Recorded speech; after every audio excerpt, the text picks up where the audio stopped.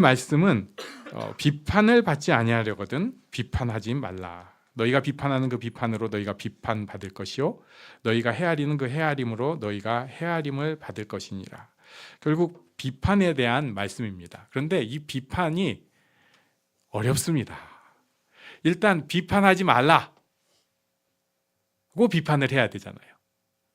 비판하지 말라고 비판을 해야 되고 비판하지 말라고 비판하지 말라고 비판을 해야 되는, 이게 계속 도는 이야기 같아요. 게다가 아니 그러면 그 어떻게 좀 제대로 해야 되는 일들이 있는데, 예를 들면은 뭔가 잘못됐을 때 교회에서 뭔가 문제가 있는데 그거 비판하지 말라는 거냐?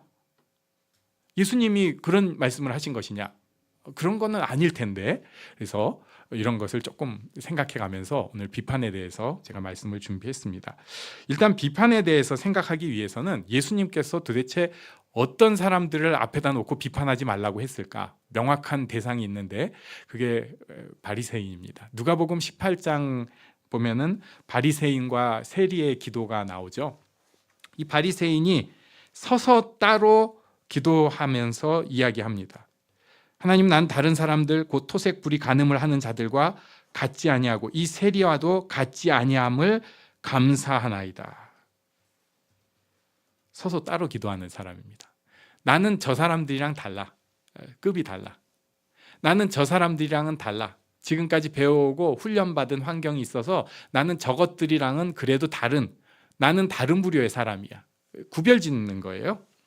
그리고 다른 사람들, 토색, 불의, 간음을 하는 자들과 같지 않다. 난 저것들이랑 같지 않다. 그리고 저렇게 대놓고 악을 행하고 있는 민족 반역자이면서 부끄러운 일을 하는 세리와도 같지 않습니다. 그러면서 계속해서 구별 짓는 그런 사람들입니다. 일주일에 이틀씩 금식하고 11조는 정확하게 제때 잘하고 있는 사람입니다. 즉 딱 선을 긋고 급을 나누고 오만하고 다른 사람들 깔보고 자기를 과시하는 비판에 대해서 예수님께서 명확하게 그 비판하지 말아라 이렇게 말씀하시는 것을 알 수 있습니다.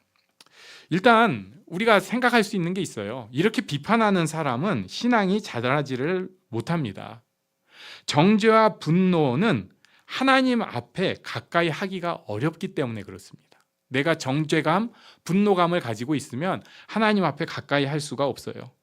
그리고 비판하는 사람이 대놓고 내가 너보다, 바리새인처럼 유치하게 내가 너보다 달라 이렇게 얘기는 하지 않더라도 비판하는 그 사람 생각에는 나는 너보다 낫다, 내 판단이 너보다 맞다 이렇게 하는 거잖아요. 그러다 보니까 문제는 다른 사람의 허점과 실수에 대해서 아주 예민합니다.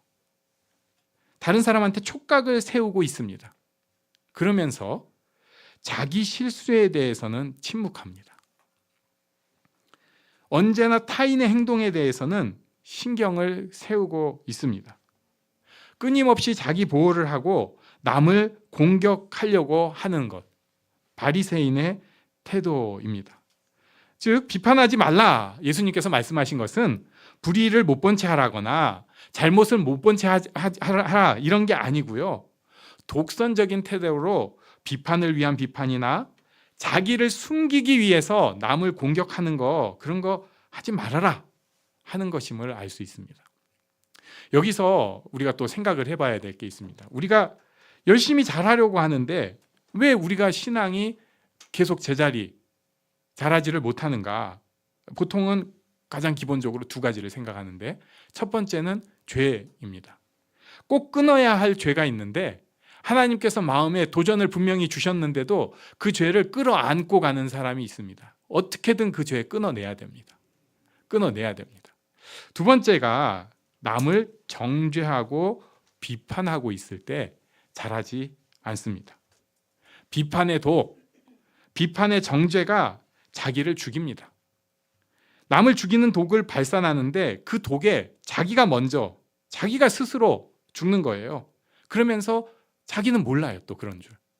그러니까 하나님 앞에서 신앙이 진짜 자라고 쑥쑥 성장하는 모습이 예수 안에 있으면, 포도나무에 붙어 있으면 가지가 자라야 되는데 자기가 독을 계속 발하면서 자기를 죽여버립니다.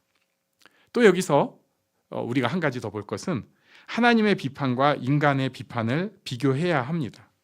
하나님의 비판은 완전한 비판입니다. 하나님이시니까 흠이 없고 공평하죠.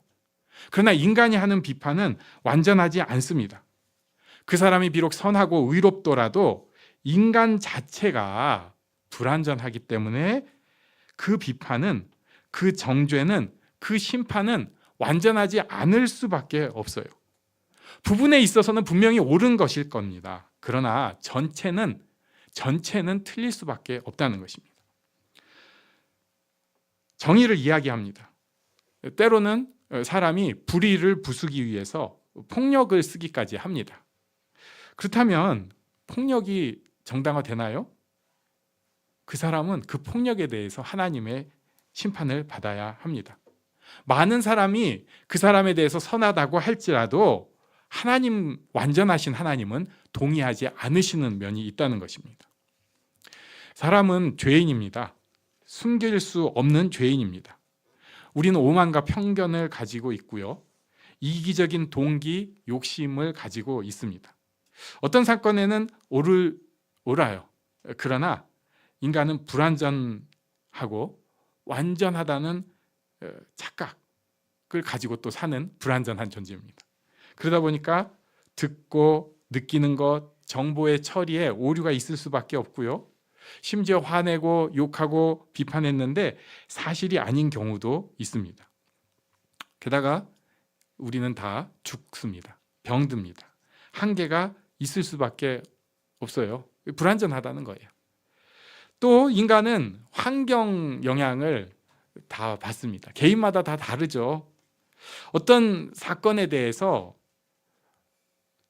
좋게 봐주려고 하는 경우가 있고요. 안 좋게 봐주려고 하는 경우가 있어요. 우리 옆에 있는 사람이 무슨 행동을 하면은 좀 좋게 봐주려고 하는 경우가 있고 절대 안 좋게 봐주려고 하는 경우가 있어요. 이거는 옳고 그름의 문제가 아니고 사실 내면적인 내 어떤 기울어짐 때문에 그런 것입니다. 근데 말로는 옳고 그름의 문제라고 얘기를 해요. 옳고 그름의 문제라고 깎아내리려고 하고 공격을 하려고 합니다. 내 내면은 편견으로 이렇게 기울어져 있는데, 심지어 어떤 경우에는 어떤 사람에 대해서, 어떤 일에 대해서 건수를 딱 대기하고 있습니다. 걸려만 봐라. 그랬다가 딱 걸리면은 바로 튀어나옵니다. 사실은 약간 기울어진 게 아니라 우리 안에 미움이 크게 자리 잡고 있었던 것이 토출된 것입니다. 그러면서 정의와 진리의 이름으로 이야기를 한다는 것입니다. 우리가 비판을 한다면은 완전하신 하나님께서 우리를 또 비판하십니다. 긍휼을 베풀면은 하나님의 긍휼을 받을 수 있습니다.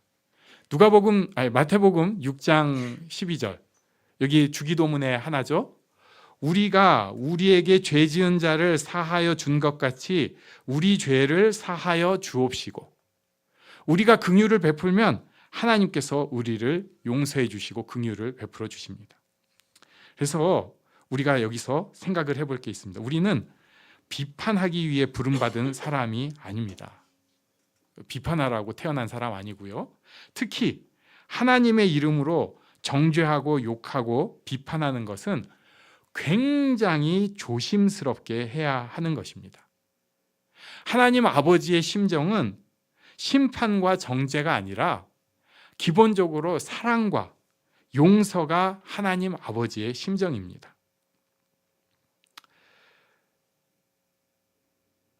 우리가 독선적으로 비판하는 거, 사랑과 용서의 하나님께서 좋아하지 않으세요. 우리는 이런 오류, 기울어짐이 있을 수밖에 없는데 하나님은 다 알고 계시고 기다려주시는 것이지 좋아하시지는 않는다는 것입니다. 로마서 2장 1절 우리 한번 같이 읽어보겠습니다. 시작. 그러므로 남을 판단하는 사람아, 누구를 막론하고 내가 핑계하지 못할 것은 남을 판단하는 것으로 네가 너를 정죄함이니 판단하는 네가 같은 일을 행함이니라. 사도 바울의 이 얼마나 깊은 묵상이 여기 드러나는지 몰라요. 사기를 많이 치는 사람은요, 다른 사람이 말하는 거 들으면은 금방 압니다. 네. 도둑질, 소매치기라고 하죠. 그 사람 손의 움직임을 보면 저 사람 지금 노리고 있구나. 이거 금방 안다고 합니다. 전 잘 몰라요. 네. 거짓말 많이 하는 사람은 잘 안답니다. 그거. 예. 그 거짓말 이렇게 티를 잘 뽑아낸대요. 또 마음속에 음란이 가득하면 다른 사람의 음란을 그대로 잘 알 수 있고, 또 그게 이제 신나고 공격할 거리가 되는 거죠. 반면에 이런 거랑 전혀 관계가 없는 사람은 와, 저럴 수도 있구나, 오히려 관용하기가 쉽다고 하는 것입니다. 우리는 과연 어떤 부류의 사람일까요? 예수님께서는 죄인들과 세리들과 창기들과 버려진 사람들 관용하셨습니다. 특히 십자가에서 마지막 순간에 자기를 죽이려는 사람들까지 아버지 저들의 죄를 용서하여 주옵소서 이렇게 관용을 하셨습니다. 그런데 우리는 아니까, 가까우니까 더 비판합니다. 잘 아니까. 그래서 남편이 아내가 남편을, 부모가 자식을, 자식이 부모를, 그리고 같은 교인들끼리 더 잘 비판합니다. 잘 아니까 그래요. 근데 여기서 우리가 맨날 놓치는 거 있죠? 사랑하는 사람을 바꾸는 것은 비판으로 바꿔지는 것이 아닙니다. 쉬운 말로 바가지로는 사람이 안 바뀌어요. 사람을 바꾸는 것은 성령께서 바꾸셔야 합니다. 성령께서 일하셔야 합니다. 그 사람에게 성령께서 일하셔야 되고, 나에게 성령이 일하셔야 되고, 우리의 관계 가운데 성령께서 일하셔야 합니다. 비판하면 오히려 움츠러들고 방어적이 돼버립니다. 그래서 우리 3절 말씀을 같이 한번 읽어보겠습니다. 3절 시작. 어찌하여 형제의 눈 속에 있는 티는 보고 내 눈 속에 있는 들보는 깨닫지 못하느냐. 비판할 것을 자기 자신에게 찾으라는 말씀입니다. 여기 티는요, 톱밥에서도 그 나무 하면 나오는 알갱이 있죠? 거기서도 아주 작은 한 조각, 그 한 조각을 뜻합니다. 우리는 자기 자신을 정직하게 보기를 두려워합니다. 나를 깊이 관찰하면 추하고 유치하고 오만하고 그리고 숨기는 사람이에요. 우리는 자기를 잘 보면 교활한 데다가 뻔뻔하기까지 한 사람입니다. 그래서 인간은 자기에 대해서 무지하면서, 더 문제는 자기 죄에 대해서는 더더욱 무지한 게 인간입니다. 거울을 보면 내 피부톤, 오늘 또 어디 뭐가 묻었나? 면도 잘 됐나? 그런 거는 할 수 있지만 정말로 스스로 나를 보면서 나는 정직한가? 나는 진짜 용기가 있는가? 나는 의로운가? 나는 사랑이 있는가? 못 본다는 거예요. 우리 4절을 계속해서 보겠습니다. 시작. 보라, 내 눈 속에 들보가 있는데 어찌하여 형제에게 말하기를 나로 내 눈 속에 있는 티를 빼게 하라 하겠느냐. 자꾸 남의 티가 보이는 사람은요,